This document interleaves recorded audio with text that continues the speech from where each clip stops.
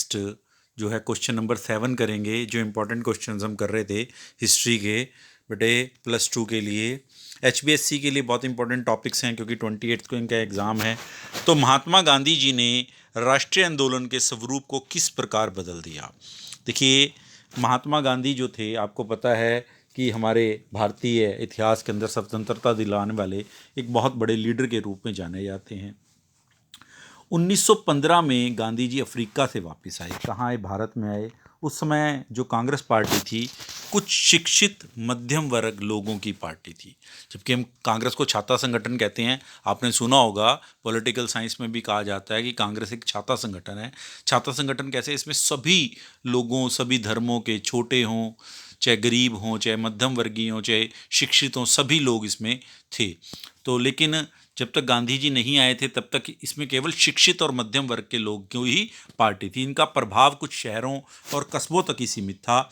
गांधी जी ने देश का भ्रमण करते हुए यह महसूस किया कि देश की जो वास्तविक शक्ति है वो गांव के लोगों, मजदूरों, महिलाओं और युवकों में निहित है, यानी कि उनमें मौजूद है। निहित मैंने मौजूद है।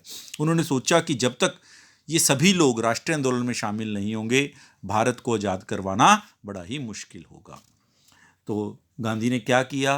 गांधी जी ने अपने भाषणों, अखबारों के लिए, लेखों के द्वारा जनता को सचेत किया कि भारत की गरीबी, भुखमरी, जो निम्न जीवन स्तर है और सामाजिक भेदभाव का कारण ब्रिटिश सरकार है, क्योंकि अंग्रेजों ने लंबे समय से देश का आर्थिक शोषण किया है। आर्थिक शोषण समझते हैं? आर्थिक शोषण का मतलब है पैसे संबंधी शोषण। जो हमारा धन संपदा है उसका शोषण किया है। अपना यहाँ हमारा कच्चा माल ले जाकर वहाँ तैयार करवा कर हमें महंगे दामों पर बेचते थे। आर्थिक शोषण हुआ बेटा। गांधी जी ने अन्याय और शोषण के विरुद्ध आवाज़ उठाते हुए सभी वर्गों के लोगों को राष्ट्रीय आंदोलन में शामिल करने के लिए स्वयं आंदोलन का संचालन किया।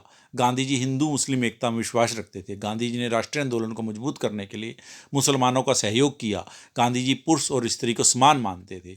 वे आंदोलन में स्त्रियों की भागीदारी को, महत्व को समझते थे। उन्होंने औरतों को चरखा कातने, खादी का प्रचार करने, शराबबंदी के लिए शराब की दुकानों के आगे धरने देने के लिए प्रेरणा की। इस प्रकार भारी संख्या में औरतों ने आंदोलन में भाग लिया। गांधी जी ने दलित वर्ग को न्याय दिलाने भी चाहते थे, इसलिए दलित लोगों को भी उसने इसमें शामिल किया। अब नेक्स्ट क्वेश्चन जो आता है बेटा, क्वेश्चन नंबर 8 जो आता है वो आता है असहयोग आंदोलन की जो प्रगति है उसका वर्णन करो। देखो बेटा, इसका असहयोग आंदोलन, इसके नाम से ही पता चलता है कि सहयोग ना करना। असहयोग यानी कि सहयोग ना करना। सहयोग ना करने का मतलब क्या है कि जो अंग्रेजी सरकार जो वहाँ देश में उस समय चल रही थी उसका गांधी जी ने कहा कि इसका सहयोग बिल्कुल नहीं करना। तो इसकी प्रगति कैसे हुई? प्रगति यानी कि तरक्की कैसे हुई? तो देखिए कैसे कैसे ये चला है वो मैं बता रहा हूँ। गांधी जी के नेतृत्व में चलाए जाने वाला यह है प्रथम जन आंदोलन था। इसमें असहयोग और जन आंदोलन को आधार बनाया गया। शहरी क्षेत्रों में मध्यम वर्ग तथा ग्रामीण क्षेत्रों में किसान, आदिवासियों में इसका व्यापक समर्थन मिला। इसमें श्रमिक वर्ग का मतलब मजदूर वर्ग की भी भागीदारी थी। इस प्रकार यह पहला जन आंदोलन बन गया। 1914 से 18 के पहले विश्व युद्ध के दौरान अंग्रेजों ने प्रेस पर पाबंदी लगा दी थी और बिना जांच के कारावास में डाल दिया जाता था। अब सर सिडनी रोल्ट की अध्यक्षता में एक समिति गठित की गई जिन्होंने रोल्ट एक्ट नामक कानून बनाया। उसके जवाब में गांधी जी ने देश भर में रोल्ट एक्ट के खिलाफ एक अभियान चलाया। उत्तरी और पश्चिमी भारत के कस्बों में चारों तरफ बंद के समर्थन में दुकानें और कॉलेजों, स्कूलों को बंद करने से जीवन लगभग ठहर सा गया। पंजाब में विशेष रूप से इसका कड़ा विरोध हुआ। जो जलियांवाला बाग में कांड हुआ था ना बेटा, वो भी इसी के विरोध में था। तो ये बेटे कुछ 6 अंक के प्रश्न थे। अब हम जो करेंगे डिस्कस वो करेंगे 4 नंबर वाले प्रश्न। ठीक है जी। तो सबसे पहले जो 4 नंबर का प्रश्न आता है वो आता है मौर्य काल के अध्ययन में अर्थशास्त्र के महत्व की वर्णना करो। महत्ता यानी कि महत्व। जो कौटिल्य थे, चंद्रगुप्त, जिनको चाणक्य भी कहा जाता है, चंद्रगुप्त मौर्य के गुरु एवं प्रधानमंत्री थे। उनका जो वास्तविक नाम था वो था विष्णुगुप्त। उन्होंने ही जो है अर्थशास्त्र की रचना करी है बेटे। कौटिल्य ने नंद वंश का नाश करके चंद्रगुप्त मौर्य को मगध की राजगद्दी पर बिठाया। कौटिल्य द्वारा लिखित अर्थशास्त्र से, ये 1 नंबर का भी कई बार प्रश्न आ जाता है कि अर्थशास्त्र किसने लिखा, तो कौटिल्य ने लिखा। अगर इसका वास्तविक नाम पूछा जाए कौटिल्य का तो आपने चाणक्य नहीं लिखना, आपने विष्णुगुप्त लिखना है। कौटिल्य द्वारा लिखित अर्थशास्त्र से मौर्य काल की राजनीतिक अवस्था एवं शासन प्रबंध के बारे में महत्वपूर्ण जानकारी मिलती है। ये अर्थशास्त्र बेटा जो आज का अर्थशास्त्र है, जो इकोनॉमिक्स हम पढ़ते हैं उससे बिल्कुल डिफरेंट है। इसमें सभी कुछ था, इसमें पॉलिटिकल साइंस थी, इसमें राजनीति थी, इसमें आर्थिक शासन भी था, इसमें और भी कई शासन के प्रबंध थे, तो उनके बारे में चर्चा की गई है। ठीक है। कौटिल्य के अर्थशास्त्र के अनुसार राजा की शक्तियों पर किसी भी प्रकार का प्रतिबंध नहीं होना चाहिए तथा राजा को मंत्रियों की सहायता से ही शासन चलाना चाहिए। नंबर 10वां क्वेश्चन जो आता है 4 अंक में, वो आता है मगध महाजनपद के उत्थान के प्रमुख कारण क्या थे।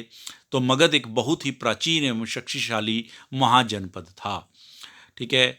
इसमें दक्षिण बिहार की वर्तमान पटना तथा गया जिले भी सम्मिलित थे। 6ठी और 4ठी शताब्दी ईस्वी के बीच में यह महाजनपद बहुत शक्तिशाली था। इस राज्य की स्थिति अधिक दृढ़ होने के विशेष कारण थे। क्यों कारण थे? इसकी जो प्राचीन राजधानी थी वो राजगृह थी। राजगृह के चारों ओर जो थे बेटे पहाड़ियाँ थी और जिसकी प्राकृतिक रूप से जो राजनीति की रक्षा करती थी पहाड़ियाँ। अब पहाड़ियों से पहले आना पड़ता था तभी कोई राजधानी में पहुंचेगा ना बेटा, तो इस तरह वो रक्षा करती थी। यहाँ की भूमि बहुत उपजाऊ थी। इसकी सिंचाई गंगा और सोन नदियों के पानी के द्वारा होती थी। गंगा एवं सोन नदियों में नौकाओं द्वारा यातायात की सुविधा भी मगध की समृद्धि का कारण है कि यातायात की सुविधा भी उपलब्ध थी। और दूसरी बात है नदियाँ होने के कारण उपजाऊ शक्ति बहुत अच्छी थी, वहाँ की सिंचाई व्यवस्था अच्छी थी, इस कारण वहाँ अनाज भी अच्छा होता था और शत्रु जो था उस पर आक्रमण भी नहीं कर सकता था क्योंकि चारों ओर पहाड़ियाँ थी छोटी छोटी। ठीक है। अब आया महाभारत महाकाव्य पर संक्षिप्त टिप्पणी। महाभारत सभी लोगों ने, सभी आप बच्चों ने बेटा सुन भी रखा है महाभारत के बारे में।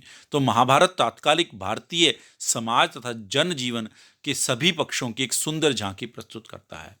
इसमें भारतीयों की आत्मा की गहराइयों तक बसी प्रत्येक बात तथा सोच का वर्णन मिलता है। यह महाकाव्य भारतीयों के जीवन पर जो प्रकाश डालता है वो इस प्रकार है। देखिए, जो भारतीय समाज था वो 4 वर्गों में बटा हुआ था। ठीक है।